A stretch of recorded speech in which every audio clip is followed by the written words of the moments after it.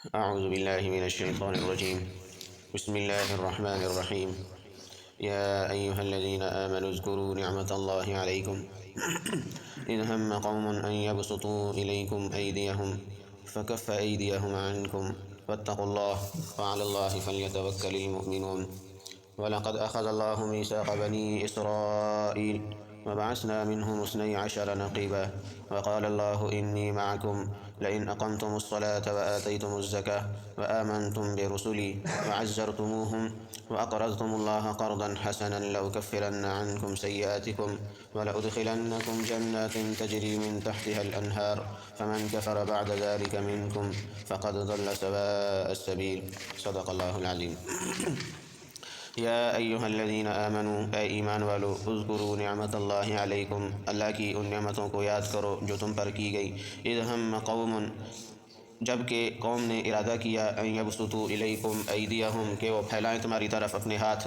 فکف ایدیہم عنکم، بس اللہ نے ان کے ہاتھوں کو تم سے روک دیا. واتقوا اللہ، اور اللہ سے ڈرتے رہو. وعلی اللہ فلیتوکل المؤمنون، اور اللہ ہی پر چاہیے مومن ایمان والوں کو کہ وہ توکل کرے.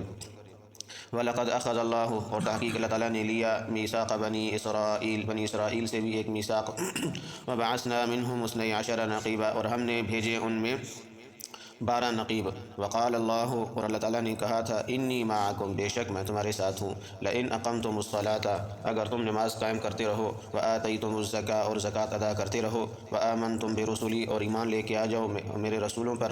وعزرتموہم، اور ان کی مدد کرتے رہو. واقرضتم اللہ قرضا حسنا، اور اللہ کو قرض حسنہ دیتے رہو.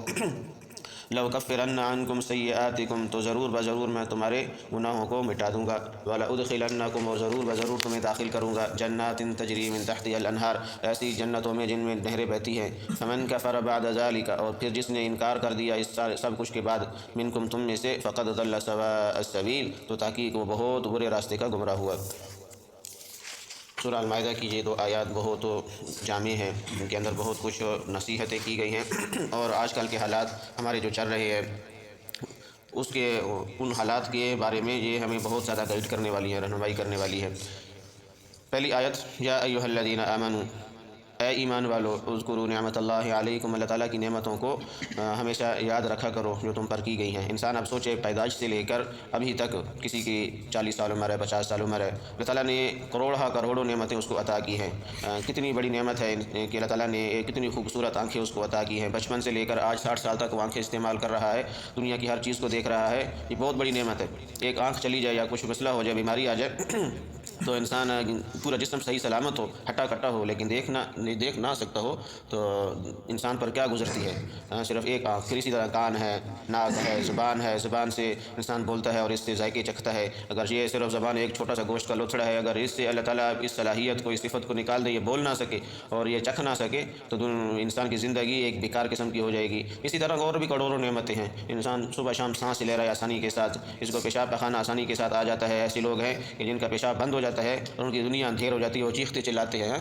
ہسپتالوں میں جا کے دیکھیں لوگ کیسی تکلیفوں کے اندر، بیماریوں کے اندر مبتلا ہیں. اس وجہ سے یہ بار بار پچھلی 2 آیات کے اندر بھی اسی بات کا تذکرہ کیا گیا ہے. ایمان والو، اللہ کی نعمتوں کو ہمیشہ یاد رکھا کرو، بھلایا نہ کرو. ہم ہمیشہ ہر وقت اللہ کی نعمت ہمارے سامنے ہو. جب یہ ہمارا ذہن بن جائے گا نا، پھر انسان کبھی گناہ کی طرف نہیں جائے گا، ان آنکھوں سے کبھی غلط چیزیں نہیں دیکھے گا. جیسے آج کل ہوتا ہے، آدھی رات تک موبائل ہمارے نوجوان نسل نے پکڑے ہوئے ہیں، گپ شپ بھی لگ رہی ہے، موبائل فلمیں بھی دیکھ رہے ہیں، فضول ٹائم بھی ضائع کر رہے ہیں. اور حالانکہ اللہ نے رات کو سونے کے لیے بنایا ہے. پھر جب انسان رات کو دیر سے سوتا ہے، پھر صبح نماز کے لیے بھاگ کے نماز پڑھتے ہیں. ایسی یعنی وہ نماز وہ کس کام کی ہے جو بھاگ کے انسان پڑھے، ٹائم بھی آگے پیچھے ہو جائے. تو یہ آج کل کے موبائل نے بہت بڑے فتنے پھیلائے ہوئے. تو اللہ تعالیٰ ہم سب کی اس کی فتنوں سے حفاظت فرمائے. اگر اچھے کام کر رہے ہیں تو بہت اچھی بات ہے، اگر اس کا برا استعمال کر رہے ہیں تو پھر شیطان کی ضرورت نہیں ہے، یہ خود بہت بڑا شیطان ہے. فرمایا، یا ایمان والو، اذکروا نعمت اللہ علیکم، اللہ کی ان نعمتوں کو یاد کرو جو تم پر کی گئی ہے. اذ ہم قوم ان یبسطوا الیکم ایدیہم، یہاں ایک واقعے کی طرف اشارہ ہے. غزوہ احزاب اور صلح حدیبیہ کے موقع پر آپ کو معلوم ہوگا، غزوہ احزاب جس کو غزوہ خندق بھی بولتے ہیں، مدینہ منورہ میں جب کفار مکہ نے چڑھائی کی تھی، 10,000 کا لشکر لے کے آئے تھے. غزوہ احد کے بعد تو ابو سفیان رضی اللہ تعالیٰ عنہ اس وقت تک مسلمان نہیں ہوئے تھے، تو انہوں نے اب جتنے بھی قبائل تھے قریش مکہ کے اور آس پاس عرب کے جتنے بھی قبائل تھے ان سب کو جمع کر لیا تھا کہ ایک فیصلہ کن جنگ کرتے ہیں مسلمانوں کے خلاف اور ان کو بس ختم کرتے ہیں، ان کا نام و نشان بھی دنیا سے مٹا دیتے ہیں۔ تو اس نیت سے انہوں نے عرب کے تمام قبائل کو جمع کیا۔ 10,000 کا لشکر اس زمانے میں جمع کرنا ایک بہت مشکل کام تھا کہ ایک ہی وقت میں 10,000 کا لشکر، چھوٹے چھوٹے قبیلے ہوتے تھے جس طرح اب دیہاتوں میں جائیں نا، دور دراز کے دیہاتوں میں تو چند ایک گھر ادھر ہیں چند ایک گھر ادھر ہیں، تو اس طرح لوگوں کی آبادیاں تھیں، بستیاں تھیں، تو ایسی بستیوں سے 10,000 کا لشکر جمع کرنا اور ان کے ساتھ ساز و سامان، ہتھیار اور گھوڑے اونٹ یہ سارا کچھ جمع کرنا بہت ایک بڑا کام تھا۔ تو اس وجہ سے یہ جنگ بہت زیادہ اہمیت کی حامل ہے۔ تو جب یہ ابو سفیان رضی اللہ تعالیٰ عنہ لشکر لے کے گئے آپ مدینہ والے، آپ صلی اللہ علیہ وسلم صحابہ کرام پریشان ہو گئے کہ اب کیا کریں، 10,000 کا احد کے میدان میں صرف 1,000 آئے تھے، 3,000 تھے، 1,000 تھے کفار مکہ، ان کا ہم نے مقابلہ بڑی مشکل کے ساتھ کیا، اب تو 10,000 آ رہے ہیں، اب کیا ہوگا؟ تو سلمان فارسی رضی اللہ تعالیٰ عنہ نے مشورہ دیا کہ یا رسول اللہ ایسا کرتے ہیں کہ ہم لڑنے کی پوزیشن میں نہیں ہیں، ہم مدینہ کے آس پاس خندق کھود لیتے ہیں تاکہ اتنی گہری اور اتنی بڑی خندق ہو کہ وہ اس کو کراس نہ کر سکے، گھوڑے کی چھلانگ تھوڑی زیادہ ہوتی ہے تو اتنی چوڑائی ہو اس خندق کی کہ گھوڑا چھلانگ مارے تو اس کے اندر جائے، پار نہ کر سکے۔ تو آپ صلی اللہ علیہ وسلم نے صحابہ کی ڈیوٹیاں لگا دی، جگہ طے کر دی، وہ راتوں رات انہوں نے خندق کھود دی۔ تو آج بھی جس جگہ خندق کھودی گئی تھی نا اس جگہ پہ روڈ بنا ہوا ہے اس کی نشانی کے لیے۔ تو اس وقت یعنی جب کفار مکہ آئے تو انہوں نے دیکھا، وہ تو بڑی جوش خروش کے ساتھ آ رہے تھے کہ آج تو ہم ان کا صفحہ ہستی سے نام مٹا دیں گے۔ جب وہاں پہنچے تو دیکھا کہ یہ تو عجیب قسم کا ایک منظر ہے، انہوں نے کبھی سوچا بھی نہیں تھا کہ اس طرح کی بھی کوئی اپنے شہر کی دفاع کر سکتا ہے، تو حیران ہو گئے۔ تو اس کے بعد بھی کچھ لوگ کراس کر کے آ بھی گئے تھے کہ کچھ بہت لمبی چوڑی میلوں پر پھیلی ہوئی خندق تھی، تو کسی جگہ کوئی کمزوری باقی رہ گئی تھی، تو کچھ ایک وہ آ گئے تھے کراس کر کے، کچھ گھوڑوں کے ساتھ بھی آ گئے تھے۔ اکرمہ رضی اللہ تعالیٰ عنہ ابو جہل کے صاحبزادے اس وقت تک وہ بھی مسلمان نہیں ہوئے تھے، وہ بھی کراس کر کے آ گئے تھے۔ اسی طرح رکانہ بہت بڑا پہلوان تھا، عرب کا بہت مشہور پہلوان جس کی آپ صلی اللہ علیہ وسلم کے ساتھ کشتی بھی ہوئی تھی، واقعہ یاد ہے، تو وہ بھی کراس کر کے آ گیا تھا۔ حضرت علی رضی اللہ تعالیٰ عنہ جو واقعہ ہے اس کے ساتھ لڑائی ہوئی تھی، رکانہ تھا یا اس طرح کو اور پہلوان تھا، تو حضرت علی رضی اللہ عنہ نے اس کو گرا دیا تھا۔ تو پھر اس نے جب حضرت علی رضی اللہ تعالیٰ عنہ اس کو قتل کرنے لگے تو اس نے چہرے پہ تھوک دیا تھا، تو حضرت علی رضی اللہ تعالیٰ عنہ نے اس کو چھوڑ دیا کہ پھر پوچھا اس نے کہ آپ نے مجھے چھوڑا کیوں، آپ تو قادر ہو گئے تھے مجھے قتل کرنے کے لیے؟ تو اس نے کہا تھا، حضرت علی رضی اللہ عنہ نے فرمایا کہ پہلے تو میں تجھے اللہ کی رضا کے لیے قتل کر رہا تھا، ہماری جو دشمن تھی وہ اللہ کی رضا کے لیے تھی، اب جب تو نے مجھے میرے چہرے پہ تھوکا ہے نا تو میرا غصہ بھی اس میں شامل ہو گیا، اب اللہ کی جو رضا کے لیے میں کام کر رہا تھا نا وہ خالص نہیں رہا۔ تو یہ واقعہ اس کے بارے میں تاریخ مفسرین علماء فرماتے ہیں کہ تھوڑا ضعیف واقعہ ہے، پتہ نہیں یہ ہوا تھا یا نہیں ہوا تھا، لیکن مشہور ہے، کوئی یقینی طور پر یہ بات ثابت نہیں ہے کہ یہ واقعہ ہوا تھا۔ یعنی یہ واقعات کچھ ہوئے تھے، کچھ کراس کر کے آ گئے تھے، پھر آپ صلی اللہ علیہ وسلم نے دعائیں کی۔ مسجد فتح اسی جگہ پہاڑی پہ ایک مسجد ہے، اس کو مسجد فتح بولتے ہیں، جس جگہ آپ صلی اللہ علیہ وسلم کا خیمہ لگایا گیا تھا۔ آپ صلی اللہ علیہ وسلم 3 دن تک دعائیں کرتے رہے کہ یا اللہ یہ لشکر ہمارے بس کی بات نہیں ہے، ہم بہت کمزور ہیں، تو یا اللہ اس کی تو بھی ہماری حفاظت کا کوئی بندوبست فرما، ان سے ہماری حفاظت فرما۔ تو 3 دن تک برابر دعا کرتے رہے، اور تیسرا دن وہ بدھ کا دن تھا، ظہر کے بعد دعا قبول ہوئی اور ایسی سخت آندھی چلی کہ وہ سارا کا سارا لشکر نا وہ تتر بتر ہو گیا، ان کے خیمے اکھڑ گئے، ان کی اونٹ اور سواریاں اس آندھی کی تیزی کی وجہ سے بھاگ گئے اور وہ لشکر سارا پسپا ہو گیا، وہ واپس چلے گئے۔ تو اس واقعے کی طرف اشارہ ہے، اے ایمان والو اللہ کی اس نعمت کو بھی یاد کرو، اذ ہم قوم یبسطوا الیکم ایدیہم، کہ جب یہ قوم نے ارادہ کر لیا تھا تمہاری طرف اپنے ہاتھ بڑھانے کا، یعنی ہاتھ بڑھانے کا مطلب کہ تمہیں مکمل صفحہ ہستی سے مٹانے کا ارادہ کر دیا تھا، یعنی اتنے جمع ہو کے آ گئے تھے۔ فکف ایدیہم عنکم، بس اللہ تعالیٰ نے ان کے ہاتھوں کو تم سے روک دیا، یعنی ایسی تیز آندھی بھیجی کہ وہ سارے کے سارے تتر بتر ہو گئے۔ تو اس نعمت کو اللہ تعالیٰ کی یاد کرو، واتقوا اللہ، اور اللہ سے ڈرتے رہو، وعلی اللہ فلیتوکل المؤمنون، اور ایمان والوں کو چاہیے کہ وہ اللہ ہی پر صرف بھروسہ کرے۔ اب دیکھیں کہ ہر آیت میں یا ہر 2-3 آیات کے بعد واتقوا اللہ واتقوا اللہ واتقوا اللہ، اللہ سے ڈرتے رہو، اللہ سے ڈرتے رہو، یہ تقریباً سینکڑوں دفعہ قرآن کریم کے اندر اللہ تعالیٰ نے یہ بیان کیا ہے۔ تو یہ حالانکہ قرآن میں کسی چیز کا ایک دفعہ آ جانا وہ کافی تھا، لیکن ایک چیز کو اللہ تعالیٰ نے سینکڑوں دفعہ بیان کیا ہے، تو یعنی وہ چیز بہت زیادہ اللہ تعالیٰ انسان سے چاہتے ہیں، اس وجہ سے اس کو بار بار بیان کر رہے ہیں واتقوا اللہ۔ اور پہلی قرآن کی آیت بھی ھدی للمتقین ہے، تقوی والوں کے لیے ہدایت ہے، صراط مستقیم ہے۔ تو اللہ کا ڈر انسان کے اندر پیدا ہو جائے، ایمان والوں کے اندر پیدا ہو جائے، یہ انسان کے لیے بہت زیادہ ضروری ہے اس کو پیدا کرنا، کہ تنہائی میں بھی اللہ کا ڈر ہو اور اعلانیہ بھی اللہ کا ڈر ہو، یعنی ہر وقت اللہ کا خوف ہو کہ کوئی گناہ انسان سے نہ ہو، اگر ہو جائے تو فوراً توبہ طائب ہو جائے، تو یہ ایمان والوں کے لیے بہت زیادہ ضروری چیز ہے۔ دوسری آیت میں وَلَقَدْ أَخَذَ اللَّهُ مِيثَاقَ بَنِي إِسْرَائِيلَ، تحقیق اللہ تعالیٰ نے بنی اسرائیل سے بھی ایک معاہدہ کیا تھا، جس طرح ایمان والوں سے معاہدہ ہوا تھا نا، جس کے بارے میں تفصیل سے بات ہوئی ہے۔ گزشتہ درس میں. اسی طرح اللہ تعالیٰ فرما رہے ہیں کہ ہم نے صرف آپ سے معاہدے نہیں کیے ہیں کہ آپ نے ایمان کی محنت کرنی ہے، اعمال صالحہ کی محنت کرنی ہے، تقوی اختیار کرنا ہے. یہ صرف تمہارے ساتھ نہیں ہوا، یہ بنی اسرائیل کے ساتھ بھی ایسا ہوا تھا. ہم نے ان سے بھی معاہدے کیے تھے، ان سے میثاق لیا تھا. وَبَعَثْنَا مِنْهُمْ اثْنَيْ عَشَرَ نَقِيبًا، اور ہم نے ان کے اندر 12 نقیب بھیجے تھے. یعنی موسیٰ علیہ السلام کے ساتھ جو بنی اسرائیل تھے وہ 12 قبیلوں میں تھے وہ. تو موسیٰ علیہ السلام نے ہر قبیلے کے لیے ایک سردار یا ایک نگران مقرر کر دیا تھا. اس کو نقیب کہا جاتا ہے، نگران کو یا سردار کو، جو بھی آپ سمجھ لیں. تو 12 قبیلوں کے 12 سردار بنا دیے تھے. تو جو انصار تھے نا، انصار وہ جب آئے تھے اس کے لیے حج کے لیے آئے تھے، اس وقت تک انہوں نے اسلام قبول نہیں کیا تھا. اور آپ صلی اللہ علیہ وسلم حج کے موقع پر میدان عرفات یا مینا میں گئے تھے اور ان کو دعوت دینے کے لیے گئے تھے ہجرت سے پہلے. تو سعد بن عبادہ اور یہ اوس اور خزرج کے جو بڑے بڑے سردار آئے ہوئے تھے، ان کو دعوت دی تو مسلمان ہو گئے تھے. تو آپ صلی اللہ علیہ وسلم نے ان میں سے بھی 12 نقیب بنائے تھے. 12 نقیب، ان کا واقعہ پیچھے ہم شاید پڑھ چکے ہیں. 12 نقیب یا شاید آگے آئے گا. تو 12 نقیب یعنی 12 سردار بنائے تھے اوس اور خزرج کے. وقال اللہ انی معکم، اور اللہ تعالیٰ نے کہا کہ بے شک میں تمہارے ساتھ ہوں. یعنی میری مدد اور میری نصرت، میری حمایت وہ ہمیشہ تمہارے ساتھ رہے گی. شرط کیا ہے؟ اللہ تعالیٰ کی مدد آج ہم سے روٹھی ہوئی ہے. ہم دعا کرتے ہیں، دعا قبول نہیں ہوتی ہے. بارشوں کے لیے دعائیں کرتے ہیں، بارشیں نہیں ہوتی ہے. حکمران ظالم آ گئے ہیں، دعائیں کر رہے ہیں، ہر جگہ دعائیں ہو رہی ہیں، دعائیں قبول کیوں نہیں ہو رہی ہیں؟ حالات مسلمانوں کے خلاف سخت سے سخت ہوتے جا رہے ہیں.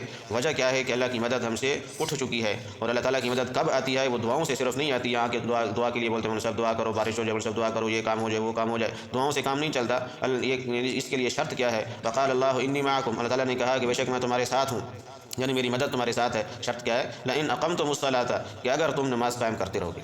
نماز قائم کرتے رہو گے. اب نماز ہی انسان نہ پڑھے اور مسلم محلہ ہے، مسلمانوں کا علاقہ ہے اور مسجدیں ویران ہیں، بازار آباد ہیں اور باہر روڈوں پہ لوگ گروہ بیٹھے ہوئے ہیں اور اذان ہوتی ہے، مسجد کی طرف قدم ہی نہیں اٹھتے ہیں. اٹھتے بھی ہیں تو بالکل آخری وقت میں آ کے اللہ پر احسان کرنے کے لیے آ جاتے ہیں. تو یہ جب حالات ہوں پھر اس وقت دعاؤں سے کام نہیں چلتا ہے. اس وقت فوجیں آپ کے پاس بہترین ہوں، اسلحہ آپ کے پاس بہترین ہو، کچھ بھی نہیں ہو سکتا. اللہ کی مدد جب ساتھ نہیں ہو. اللہ کی مدد آتی ہے جب انسان نماز کا پابند ہو. لئن اقمتم الصلاۃ، جب تک تم نماز قائم کرتے رہو گے. وآتیتم الزکوٰۃ، اور زکوٰۃ ادا کرتے رہو گے. نماز بھی ضروری ہے، زکوٰۃ کا ادا کرنا بھی ضروری ہے. آپ خود تھوڑا سوچ لیں کہ کتنے لوگ ہیں جن پر زکوٰۃ واجب ہوتی ہے، عشر واجب ہوتا ہے. ابھی کٹائیاں ہو رہی ہیں گوارے کی اور چیزوں کی. کون لوگ، کتنے لوگ ہیں جو عشر دیتے ہیں؟ عشر نہیں دیتے ہیں، فرض ہے. اور زکوٰۃ فرض ہوتی ہے، وہ نہیں ادا کرتے. تو پتہ بھی نہیں ہوتا کہ زکوٰۃ فرض ہے. حج فرض ہوتا ہے، پتہ بھی نہیں ہوتا ہم پر حج فرض ہے. تو پھر یہ کیسے دعائیں قبول ہوں گی، کیسے بارشیں آئیں گی؟ وآمنتم برسلی، تیسری چیز، اور میرے رسولوں پر ایمان لے کے آنا ہے. پہلی چیز نماز قائم کرنا، دوسری چیز زکوٰۃ کو ادا کرنا، تیسری چیز تمام انبیاء پر ایمان لے کے آنا، کسی کا بھی انکار نہ کرا. وعزرتموہم، اور ان کی مدد اور نصرت کرنا، یعنی اپنی جان سے، اپنے مال سے، اپنے وقت سے ان کے ساتھ، ان کا ساتھ دینا. اور آج کل کے زمانے میں کیونکہ یہ قرآن صرف آپ صلی اللہ علیہ وسلم کے زمانے کے لیے نہیں ہے، یہ قیامت تک کے لیے ہے. تو یہ پہلی چیز تو سمجھ میں آتی ہے، نماز قائم کرنا یہ ہر ایک کے لیے ہے اور ایک قیامت تک کے لیے ہے. زکوٰۃ کا ادا کرنا وہ بھی یہ ہر ایک کر سکتا ہے. اور رسولوں پر ایمان لے کے آنا یہ بھی ہر ایک کی ایمان کا بنیادی حصہ ہے. اللہ پر، اس کے رسولوں پر، فرشتوں پر، یوم آخرت پر، آسمانی کتابوں پر ایمان لے کے آنا یہ ہر ایک کر سکتا ہے. وعزرتموہم، اور ان کی یعنی رسولوں کی مدد اور نصرت کرنا اپنی جان مال وقت سے. اب رسول تو ہے نہیں تو اس کا کیا مطلب ہے؟ حالانکہ یہ قرآن تو صرف صحابہ کے لیے تو نازل نہیں ہوا، یہ تو میرے لیے، آپ کے لیے، قیامت تک کے لوگوں کے لیے نازل ہوا ہے.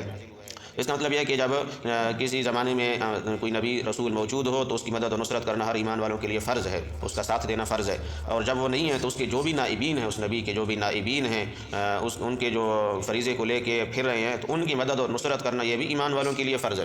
اور نبی کے، انبیاء کے ورثہ کون ہوتے ہیں؟ انبیاء کے جو نائبین ہوتے ہیں وہ کون ہوتے ہیں؟ وہ علماء ہیں. العلماء ورثۃ الانبیاء، تو علماء حق ہر زمانے میں موجود رہے ہیں، ابھی بھی ہم قیامت تک رہیں گے. تو علماء حق کے ساتھ کھڑے ہو جانا، ان کی مدد و نصرت کرنا اپنی جان مال وقت کے ساتھ، یہ ایمان والوں کے لیے ضروری چیز ہے. وَأَقْرَضْتُمُ اللَّهَ قَرْضًا حَسَنًا، اور جب تک تم اللہ کو قرض حسنہ دیتے رہو گے، یعنی اللہ کے نام پر مال خرچ کرتے رہو گے. اللہ کو تمہارے قرض کی ضرورت نہیں ہے، پیسوں کی ضرورت نہیں ہے. یہاں بعض لوگ سمجھتے ہیں کہ اللہ تعالیٰ، جیسے یہود نے بھی کہا تھا کہ تمہارا خدا غریب ہو گیا ہے کہ وہ اپنے ماننے والوں سے قرض مانگتا ہے. تو قرآن کا مفہوم جب انسان نہ سمجھے تو اس طرح کی باتیں کرتا ہے. تو اللہ کو کسی چیز کی بھی ضرورت نہیں ہے. یا ایھا الناس انتم الفقراء واللہ الغنی الحمید، 17ویں پارے میں، اے لوگو تم سارے کے سارے فقیر ہو، اللہ کی ذات غنی ذات ہے، اللہ کو تمہارے قرض کی ضرورت نہیں ہے. ہاں تم جو اللہ کے نام پر خرچ کرو گے نا، اپنی جان مال وقت، وہ اللہ کے بینک میں جا کے جمع ہو جائے گی. وہ قیامت کے دن اللہ تعالیٰ تمہیں لاکھوں گنا بڑھا چڑھا کے واپس کر دیں گے. اگر یہ کام تم کرتے رہو گے، پہلا نماز کو قائم کرنا، دوسرا زکوٰۃ ادا کرنا، تیسرا تمام انبیاء پر ایمان لے کے آنا، چوتھا ان کی مدد و نصرت کرنا، پانچواں اللہ کے راستے میں مال خرچ کرنا، یہ 5 کام۔ تو فرمایا لَأُكَفِّرَنَّ عَنْكُمْ سَيِّئَاتِكُمْ، میں ضرور تمہارے تمام گناہوں کو ختم کر دوں گا، مٹا دوں گا۔ وَلَأُدْخِلَنَّكُمْ جَنَّاتٍ تَجْرِي مِن تَحْتِهَا الْأَنْهَارُ، اور تمہیں ضرور ایسی جنتوں میں داخل کروں گا جن میں نہریں بہتی ہیں۔ اب یہاں اللہ تعالیٰ نے ایک بات کیا فرمائی کہ یہ نہیں فرمایا کہ میں تمہیں جنت میں داخل کروں گا، تمہارے گناہوں کو مٹا دوں گا، نہیں۔ لَأُكَفِّرَنَّ، یہ جو عربی گرامر سے واقف ہے وہ سمجھ سکتے ہیں، لَأُكَفِّرَنَّ یہ لام تاکید و نون تاکید ثقیلہ کا ایک صیغہ ہے، اس کا معنی یہ ہے کہ میں ضرور تمہارے گناہوں کو معاف کر دوں گا۔ یعنی اس میں کوئی شک و شبہ کوئی نہ کرے کہ پتہ نہیں گناہ معاف ہوں گے یا نہیں ہوں گے اگر ہم یہ 5 کام کریں، نہیں، کوئی شک و شبہ کی گنجائش نہیں ہے، ضرور تمہارے گناہوں کو معاف کروں گا۔ وَلَأُدْخِلَنَّكُمْ، اور ضرور یقینی طور پر میں تمہیں ایسی جنتوں میں داخل کروں گا جن میں نہریں بہہ رہی ہیں۔ فمن کفر بعد ذلک منکم، بس جو آدمی اس بات سے انکار کر دے گا، یہ جو 5 باتیں بیان کی گئی ان میں سے ان سب سے انکار کرے گا، ان میں سے کسی بات سے انکار کر دے گا، نہیں مانے گا، فقد ضل سواء السبیل، تو تحقیق بہت برے راستے کا گمراہ ہوا، صرف گمراہ نہیں ہوا، بہت برے راستے میں، بہت بڑی گہری گمراہی میں جا پڑا۔ اللہ تعالیٰ ان آیات پر جو چیزیں یہاں بیان کی گئی پر عمل کرنے کی توفیق عطا فرمائے اور سیدھے راستے پر چلنے کی توفیق عطا فرمائے۔